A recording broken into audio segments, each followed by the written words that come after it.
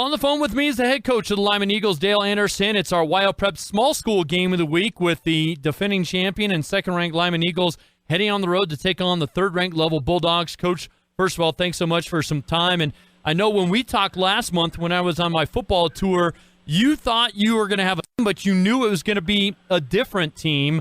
I guess, what have you seen in the first few games out of your squad this year? Well, kind of what we'd hoped for. We've kind of seen that some growth. They've gotten a little better each week. We knew with a lot of young kids playing some critical roles that, there'd be a kind of the growth process. So, we hope we're still on track with that. Still, those younger kids getting a little better at what they do. So how much are you counting on guys like the two that I talked with, that you had me talk with, Ro Meekum and then Chevy Fackrell, but I also know that, a guy like McCoy Smith has been big for you, not only last season, but so far this season. What do you see when you see those three leaders in particular? Well, they give us some experience. They're the type of kids that have some experience, and they're also pretty good athletes, and they're the kids that have, put in some good time in the off season for us too. As far as, working out and being around for camps and, little things like that too. You guys are not necessarily up high on offense, but your defense continues to be a stalwart. Is that something that just kind of carried over from last year and is maybe an expectation that your kids have to play so well on that side of the ball? Well, I think there's a variety of factors. It's a focal point for us as a staff. We, as coaches, we're all involved in one aspect of the defense or another. And Coach Bradshaw does a great job having a scheme each week. And, we knew we'd have some pretty solid kids that way, defensively that we could build around. And then you just kind of fill in the gaps with some younger kids and hope that they learn what they're supposed to do and can be efficient doing what they're doing. You guys had some blowouts last year, so some of these young guys did get some playing time. Do you think that's benefited them? It never hurts. And I think those younger kids, being part of the playoffs and stuff like that, created a little bit of excitement for some of those kids too, which catapults it into, they see the work that it took to get to that point last year. We had some really good leaders last year that, modeled the behaviors we want out of the kids. Special teams has also been a significant factor for you. I know McCoy had a big punt return against Cokeville for a touchdown. What are you seeing there in that phase of the game? We try to put some emphasis on that. Coach Peacock does our special teams for us, and he does a really good job of making sure they're organized and lined up where they're supposed to be. And we try to commit some time to that each week because we feel like that's an important part, and it paid off for us last week. The defensive score and the special team score were huge in that game. Ashton Housekeeper, how would you kind of assess the way he's played, especially at quarterback these first few games? He's coming along. I he's starting to throw the ball pretty well. He's a solid factor running the ball. He's kind of on track with where we need him to be. We'll, in every aspect of the game, we want to get a little better as we progress, but I think he's doing a really good job right now. And then it never hurts to have a guy like Rowe that just kind of terrorizes opposing offenses. No, he's a solid kid. We like what we get out of him, and he's been a focal point. Offensively as a lineman, and then defensively, he's hard to handle when he's going hard. All right, let's get to the big matchup. What do you look at when you see Coach Crosby's squad, the Lovell Bulldogs? These are huge. That's the first thing that stands out. But they run a system and a scheme that fits their personnel. They have the big bodies and they run the power run game and play action off of it. So, he does a great job with the kids they have, and they have some athletes too. They have kids that can run and catch, and so they're a very, very solid team on both sides of the ball. You look at trying to move those big 270, 280-pound kids out of the way. That's a daunting task. Is there anybody in particular that kind of concerns you in terms of their personnel? No, I just think just in general, I think they play a pretty good team concept. They have a couple of their big linemen, and then their skill kids like their running backs and fullback, and I think they're just solid all the way around. I don't necessarily see them as one guy stands out like, oh, this is a guy, but I just think that they do a great job, team-wise. They're a sound team, And then does that make it more difficult to prepare for sometimes, Coach? Because, you can't really focus in on one guy because they can kind of spread it around? It does. I really think that, when teams are balanced like that and they can do 2 or 3 different things, and, obviously you try to focus on their run game initially, but, last week their first play from scrimmage was a 70-yard touchdown pass too, so you can't fall asleep on any aspect of their game. So it's a long bus ride for you guys up north. What do you got to do to kind of maybe settle in and get your guys going in a big matchup like this? I think they understand the importance of it, and, we have enough seniors and upperclassmen that have, played in some games like that. I really think that hopefully the focus part of that is not a big deal. And then, as far as the bus ride, you live in Wyoming, your kids get used to those kind of rides. It's not like it's a once every 4-year kind of thing. It's every year you're making a trip somewhere, and some kids it's multiple times depending on, if they're a multi-sport athlete too. So, you just kind of use it hopefully as a chance to focus on what we got to do, and so hopefully the kids understand. I think they do understand the importance of the matchup, though. Do you think your kids relish a matchup like this, kind of a big game? I think if you're a high school kid and you can't get excited about this kind of game, then I don't know what I can do for you. This is why you lift weights. This is why you do what you do for these kind of matchups. It's the kind of games you want to play in. That means we're doing what we're supposed to be doing if we're even in position for this game to be meaningful. Coach, with that, I will let you go. I appreciate the time. Best of luck Friday night in Lovell. Okay, thank you. I appreciate your time also.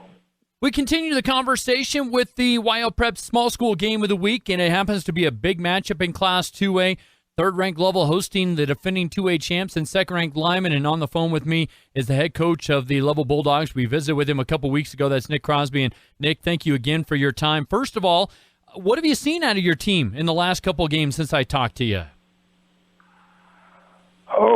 Seen a lot of resolve with their guys. They've been playing awfully tough, been pretty flexible. We've won a couple of games, and we did it with 2 pretty completely different styles of play. One where we were pretty run heavy, and then we were able to get the passing game going quite a bit last week. So they're trusting us and what we're doing game plan wise. They're doing a really good job of implementing the game plan. So been really pleased the last couple of weeks with their performances. You mentioned 2 different game plans. How tough do you feel that is for opponents to prepare for when you guys can go different directions with your offense? Yeah, we hope it's hard for them. I don't know. We'll have to ask them later. But no, we've had a lot of guys who produced for us. So many different guys. I think we had 6 or 7 guys catch the football for us last week, and then we've got 4 or 5 guys running the ball for us too. So I think we've got to be pretty difficult to key on right now, and we'd like to see if we can continue to distribute the ball and get everybody involved, and make the defense have to defend the whole field. You guys are giving up less than 100 yards per game defensively on the ground. What have you seen out of your defense that's made you so tough against the run? Well, I think part of it is just who we're playing. We're not going to see too many teams back-to-back that are going to throw the ball as much as we did with Bighorn and Mountain View. Then we were able to get up early against Bighorn, so that caused them to throw the ball a little bit more. But we do have just some big guys up front, and they've been playing with really good pad level. The backers behind them have been filling in pretty good. I think our tackling's been good. We certainly are always looking to improve in that regard. But we sure have a test coming this week with the rushing attack that Lyman has, and we know that we're going to have our hands full for sure.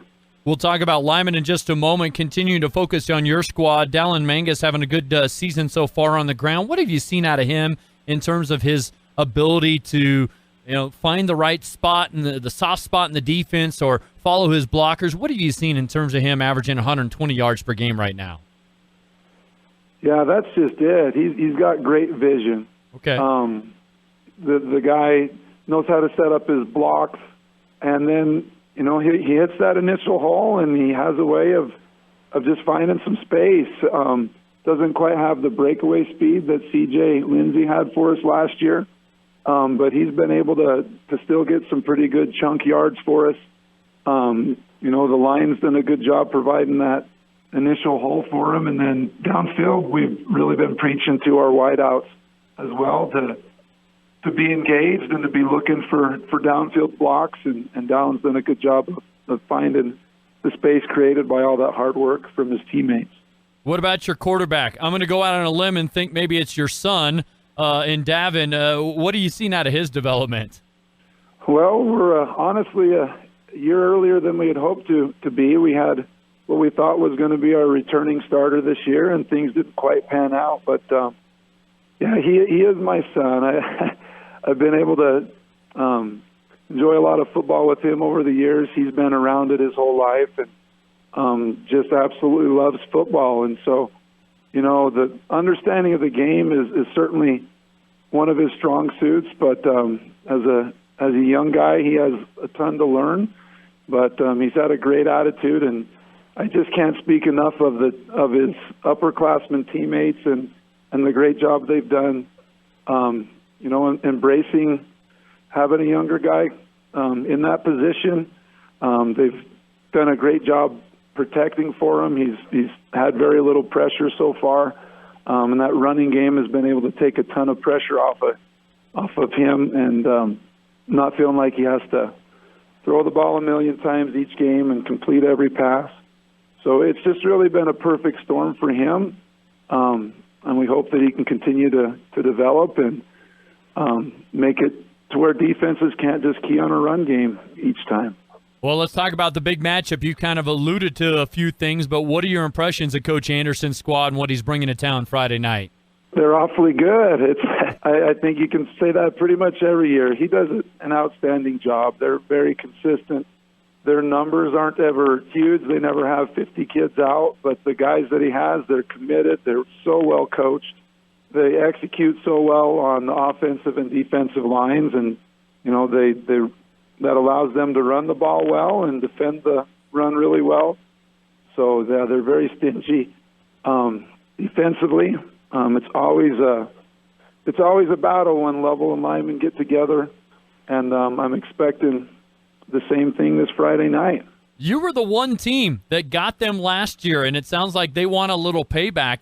Does that make this game even that much more of a big game? I mean, it already is because of the conference implications, and you just alluded to the fact that it's a good game year in, year out. But does that carry a little more weight to it this week, I guess, Coach?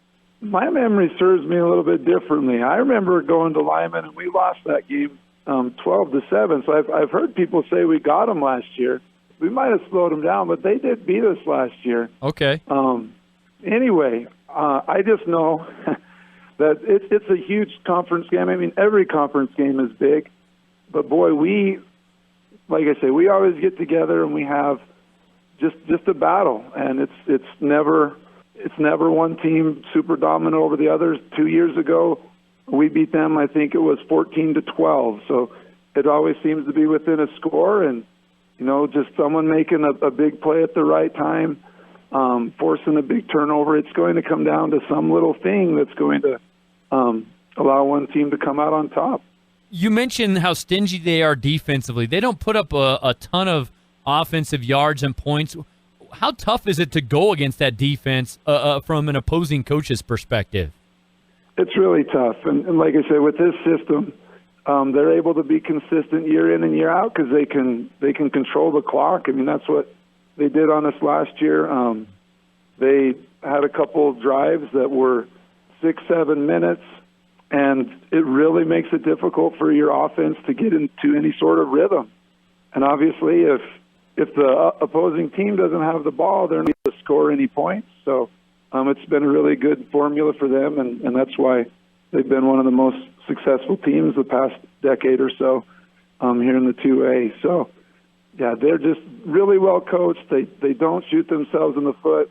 We're looking to their special teams is awfully solid. Their kicking game and their return game. So if you're looking for chinks in their armor, you're just not going to find any. So you got to go out and play a good, solid 4 quarters of football and take care of the ball yourself, and hope that you can execute at a really high level if you're going to have a chance to beat these guys. Well, good luck with all that on Friday, I guess. My goodness, it sounds like a heck of a game, and wish you the best luck. Coach, thanks again for your time this week. Hey, you bet. I sure appreciate it. Thank you.